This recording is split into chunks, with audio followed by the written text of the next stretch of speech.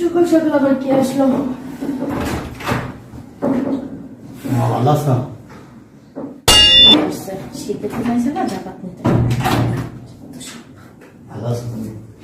ভালো আছো তুমি? বসেন। সারা রাত জাগনা রয়েছে, এখন ঘুমাইতেছে। একটু দেখে দাও না, বলো আমি আসছি। এখন দেখা যাবে না, ঘুমাইতেছে। সারা রাত্র কাজ করছে জায়গা জায়গা। আর আপনার দেশের তো কি আসতে বলছে? হ্যাঁ, আপনি না জানে চলে আসছেন। ছেলের বাসায় আসবো, আর বলার কি আছে? আসছেন, ভালো করছেন। চুপ করে বসে থাকবেন, একটা কথাও বলবেন না। আপনার কথার আওয়াজে যেন আপনার ছেলের ঘুম না ভাঙে। যদি আপনার ছেলের ঘুম ভাঙে না, তাই বুঝছেন কি করবো। অনেক ঠান্ডা বাবা, একটা গরম চা বানায় দিতা। আরে আমার সাহেব দুদু আইছে। কাজের মেয়ে এখনো আসে নাই, আপনার কে চা বানাই দিব। চুপ করে বসে থাকেন, একটা কথা বলবেন না। আপনার ছেলের ঘুম যেন না ভাঙে, বলে দিলাম। 1400।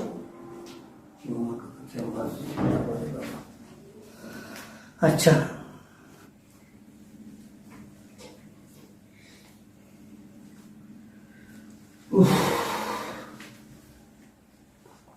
আব্বা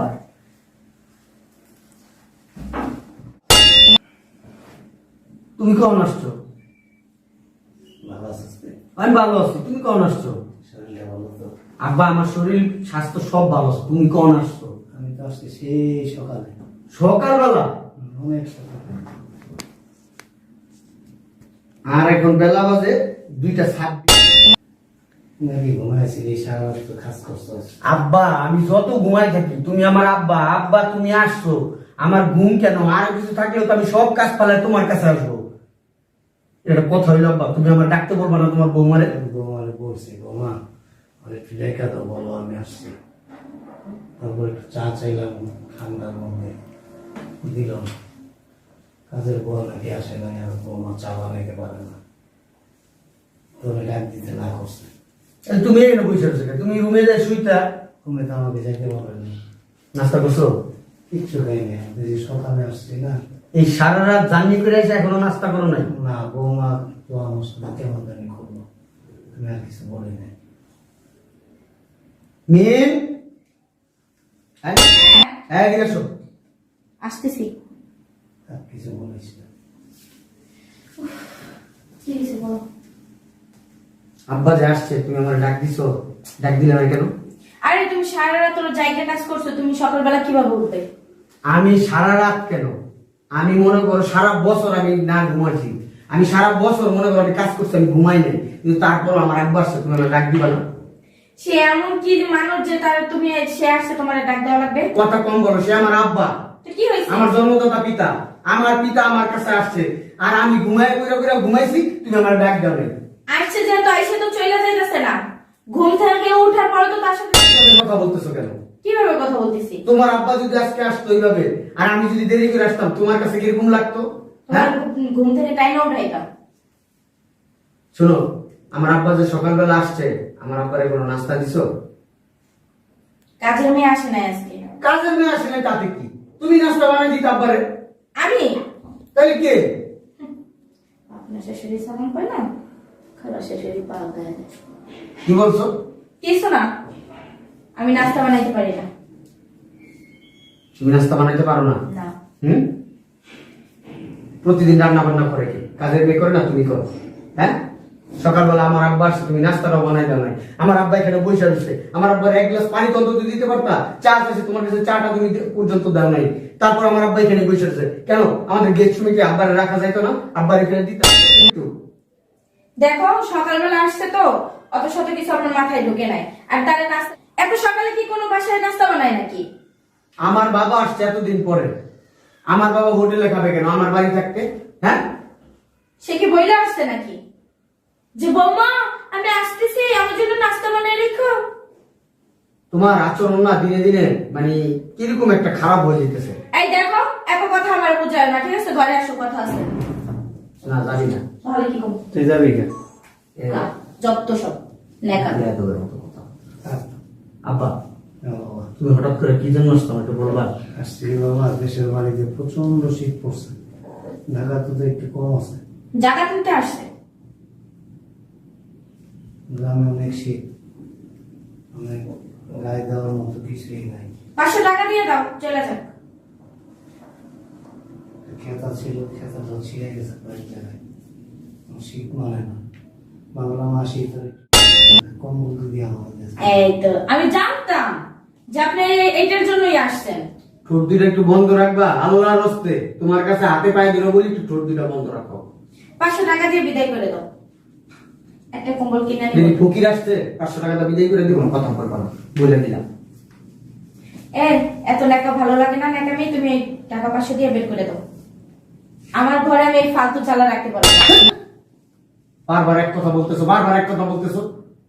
তুমি আমার গায়ে হাত তুললা বের করে দেবো বেশি এই কথা। ফকিরের জন্য। কথা কম বলবা। তুমি কই যাইতেছো? আব্বা ওই দিন এই কম্বলটা কিনে আনছি বুঝছো, আমিও মনে মনে চিন্তা করছিলাম যে ইউজ করবো। এখন তুমি যেহেতু আইসা করছো, কম্বলটা তোমার জন্য আনলাম। এছাড়ো কম্বল তোমার ওমা, আমি ওই দিন তো ভাবছি যে মনে হয় তুমি আমাকে এত ভালোবাসো, তার জন্য আমাকে ভালোবেসে নিয়ে আসছো। এখন তোমার বাবার জন্য নিয়ে আসছো এটা।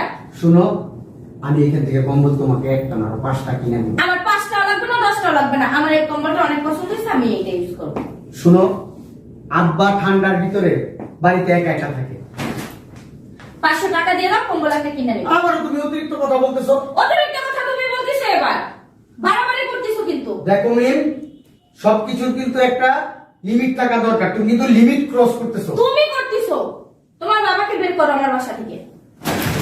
না, এটা দেবো না আমি, এটা আমি ইউজ করবো। চিন্তা করছো আব্বা, কত ছোট মন মানসিকতা। আসছেন কেন তাহলে? লাগবে না, সংসারের ভিতরে গ্যাঞ্জাম লাগিয়ে দিও না বাবা, লাগবে না এখন। ঠোঁট দুটা বন্ধ রাখো না। তুমি থামো। কম্বলটা দাও। না, এটা আমি দেবো না। দেখো খারাপ হয়ে যাবো কিন্তু আমি বলতেছি। খারাপের কিচ্ছুই দেখো নাই। যদি তুমি আমার সাথে বাড়াবাড়ি করো না, আমি কিন্তু আমার বাবার বাড়িতে চলে যাবো তোমার ডিভোর্স দিয়ে। এই কম্বলের দোষ দিবা? হ্যাঁ, দরকার হলে এইটাই দেবো। তাই হ্যাঁ, কম্বলের জন্য স্বামী স্ত্রীর ডিভোর্সে যাবে। তো কি হবে? হ্যাঁ, তোমার বাবা আসে দেখে তুমি তোমার বাবাকে এইটা দিয়ে দিতেছো। তোমার বউ পছন্দের কোনো দাম নাই তোমার কাছে। এই তোর পছন্দের এই পর্যন্ত তোর পছন্দের পিছনে আমি লক্ষ লক্ষ টাকা বানছি না? হ্যাঁ, তাহলে এই 2 টাকার একটা কম্বল আমার বাবার আমি দিতে যাইতেছি, এই কম্বলটা হাত থেকে টান দিছিস না, এই কম্বল আমার। স্যার, কম্বল স্যার, এদিকে যা, এদিকে দাঁড়া।